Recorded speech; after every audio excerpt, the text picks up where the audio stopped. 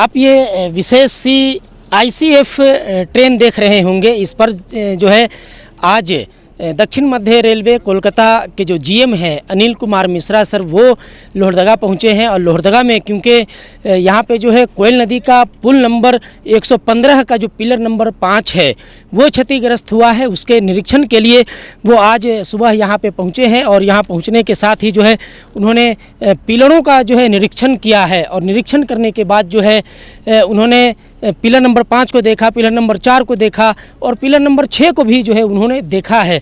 और जो दरार था उस दरार को दुरुस्त करने का निर्देश जो है अधिकारियों को दिया है। जो ताज़ा अपडेट निकल करके सामने आ रहा है वो आपको बता रहे हैं कि 31 मार्च 2026 का डेडलाइन एक तय किया गया है कि 31 मार्च 2026 को जो है लोहरदगा से रांची की ट्रेन जो है वो शुरू होगी। तो ये बड़ी खबर आप देख रहे हैं जोहार हिंदुस्तान पे कि 31 मार्च 2026 का डेडलाइन जो है तय किया गया है।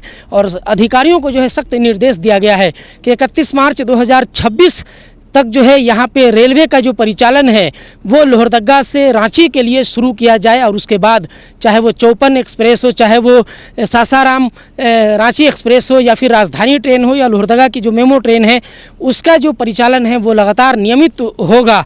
और इसी जो है आईसीएफ विशेष जो ट्रेन है इससे जीएम साहब यहाँ पहुँचे और उन्होंने जो है देखा। इसके साथ ही जो है बगल में एक और जो है यहाँ पे दूसरा पुल बनाने का भी निर्देश दिया गया है, उसका भी जो है काम बहुत जल्द शुरू करने के लिए क्या कहा गया है। और उसका जो है फ़िलहाल में जो ड्राइंग होता है, जो उसका जो मैनेजमेंट होता है, उसकी तैयारी पूरी करने के लिए अधिकारियों को निर्देश दिया गया है। और इसके पैरेलल में इसके जस्ट बगल में जो है एक नया पुल भी बनाने के लिए कहा गया है, क्योंकि पुल में जो है ये दोनों तरफ की ट्रेनें इसी से गुजरती है। पुल पे लोड भी ज़्यादा होता है, इसलिए कहा गया है कि इसके जस्ट बगल में जो है एक दूसरा पुल भी बनेगा। और ये भी पुल जो है इसको, और आपको एक चीज़ और बता दूं कि जो पिलर नंबर जो 5 है उसको जैकेटिंग किया जाएगा। रेलवे का विशेष तकनीक है, उस तकनीक के ज़रिए जो है उसको जैकेटिंग किया जाएगा। और उसके बाद जो है उन्होंने कहा कि मजबूती से कोई समझौता नहीं किया जाएगा। हालाँकि एक चीज़ और जो है जो जीएम साहब ने कही है वो चौंकाने वाली बात है कि यहाँ पर बहुत बड़े पैमाने पर जो है बालू का अवैध उठा हुआ है, बालू का अवैध उठा हुआ है, जिस कारण उन्होंने बताया कि जांच में ये चीज़ सामने आई है कि 3 मीटर जो पिलर है उससे 3 मीटर नीचे तक जो बालू के जो माफिया हैं उन्होंने जो है बालू उठा लिया है। बालू का इतने बड़े पैमाने पर उठा हुआ है कि जो पिलर है वो पिलर का 3 मीटर जो है पूरा बालू खिसक गया है, ज़मीन खिसक गई है। और पहले जो पिलर 3 मीटर ऊपर तक बालुओं से ढका हुआ था, पत्थरों से ढका हुआ था, वो अब कहीं ना कहीं 3 मीटर नीचे चला गया है। तो आप जाहिर सी बात है कि पानी का बहाव भी उधर से हो रहा है और इतने बड़े पैमाने पर यहाँ से बालू का उठाव हो रहा है तो पिलर तो डैमेज होगा ही होगा। लेकिन वैकल्पिक व्यवस्था जो की गई है वो यात्रियों के लिए एक अच्छी खबर है कि जीएम साहब ने अभी निर्देश दिया है कि आपका इरगांव तक आएगा ट्रेन, जो मेमो ट्रेन है वो इरगांव तक आएगा। और रेलवे जो है वो लोहरदगा रेलवे स्टेशन से आपका इरगांव रेलवे स्टेशन तक जो है बस की व्यवस्था करेगा। और उसके बाद जो है यहाँ से पैसेंजर बस से इरगांव जाएंगे और वहाँ से मेमो ट्रेन में बैठ करके नॉर्मली जैसे चलती थी ट्रेनें वैसे ट्रेन चलेगी और उसके माध्यम से जो है यात्री वहाँ पे जो है सफ़र कर पाएंगे। लेकिन फिर एक बात है कि कहीं ना कहीं जो बिना टिकट यात्रा करते हैं उन बेशर्मों को भी सोचना चाहिए कि रेलवे अगर यात्री की सुख सुविधा के लिए इतना अगर सोच रही है, युद्ध स्तर पे लगातार 24 घंटे काम को करने का निर्देश दिया है जीएम साहब ने। अब जीएम साहब ने जब निर्देश दे दिया है तो वो आदेश बन गया और उस आदेश का पालन रेलवे हर हाल में करेगा। 24 घंटा जब रेलवे यहाँ पर लगातार दिन रात एक करके काम करेगा, व्यवस्था को सुधारने में लगेगा, तो ऐसे में जो लोग बिना टिकट के यात्रा करते हैं उन लोगों को भी सोचना चाहिए कि आप मात्र 20 रुपया टिकट है, आप टिकट कटाइए और उसके बाद जो है यहाँ से सफ़र करिए। फ्री में हराम में सफ़र मत करिए, क्योंकि देखिए जब आपदा आती है, विपदा आती है तो रेलवे रात दिन करके यहाँ पर जो है जुट जाते हैं। अभी कलकत्ता से चल के जीएम साहब आए हैं अपने विशेष ट्रेन से यहाँ, क्या आवश्यकता थी उनको यहाँ आने की अगर इस तरीके का पिलर में जो है डैमेज नहीं आता तो।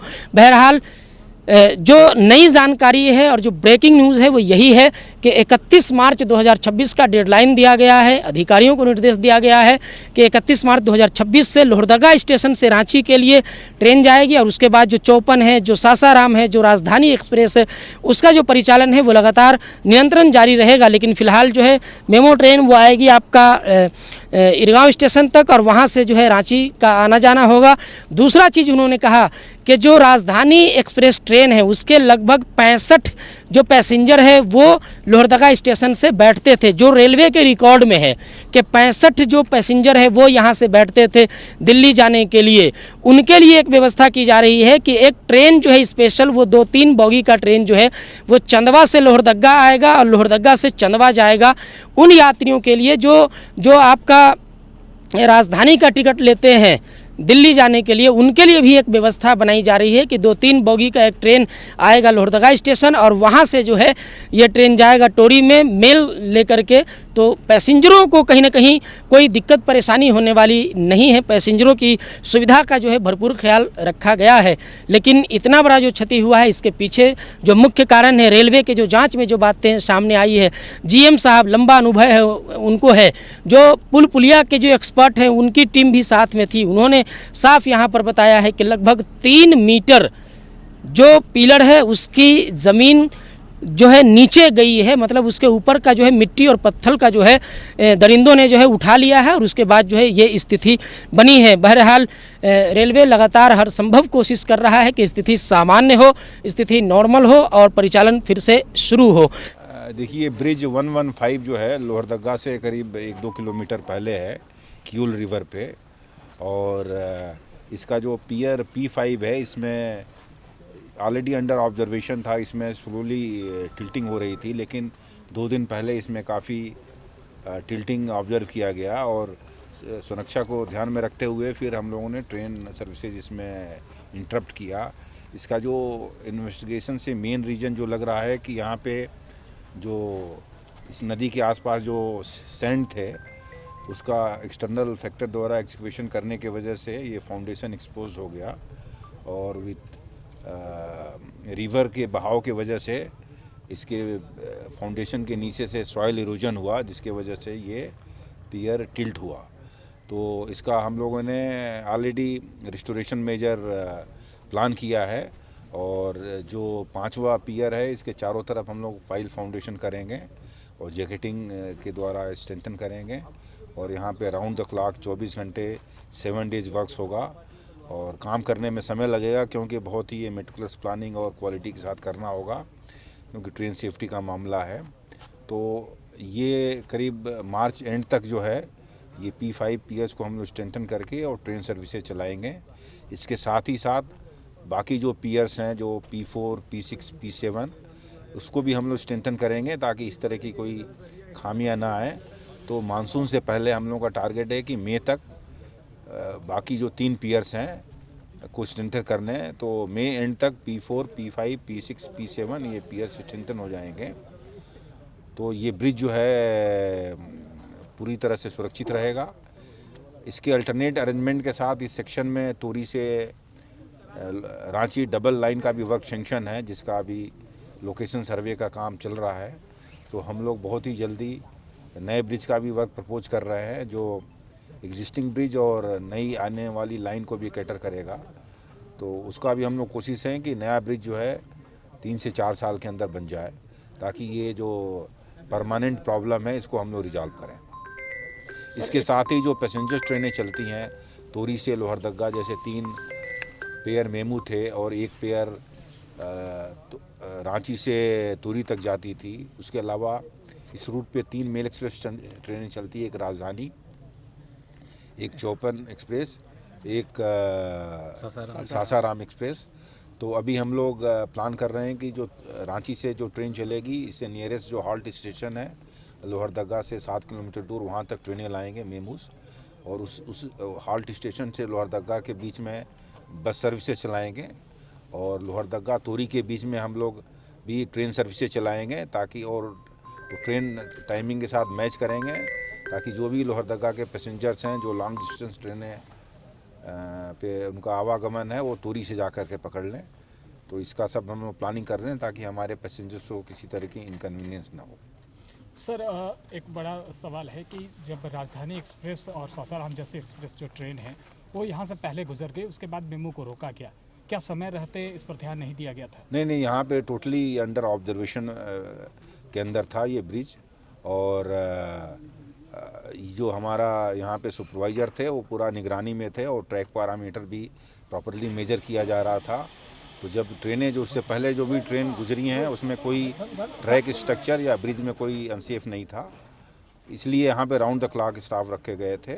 और जब ये मालूम हुआ कि ट्रेन जाने के बाद और डैमेज होने के चांसेस हैं, अभी भी ये ब्रिज सेफ़ है बट प्रिकॉशन के तरफ पे से हम लोगों ने बंद किया है।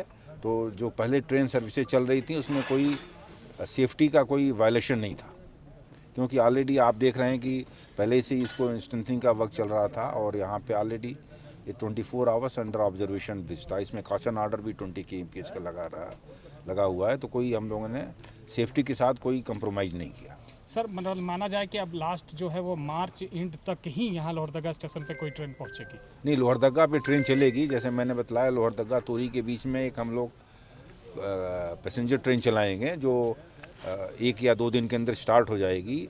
तो कोई भी सेक्शन यहाँ पे बिना ट्रेन का नहीं रहेगा। केवल 7 किलोमीटर सेक्शन में जो हाल्ट स्टेशन और लोहरदगा के बीच में केवल ट्रेन सर्विसेज सस्पेंड रहेंगी, बाकी सेक्शन में ट्रेन सर्विसेज चलेंगी। सर, जो पिलर में जो दरार आई है, क्या कारण है उसका मुख्यतः? जैसे आप खुद देख रहे हैं कि यहाँ पे काफ़ी एक्सटर्नल फैक्टर द्वारा सैंड एक्सिवेशन हुआ है, जिससे फाउंडेशन एक्सपोज्ड हो गया है।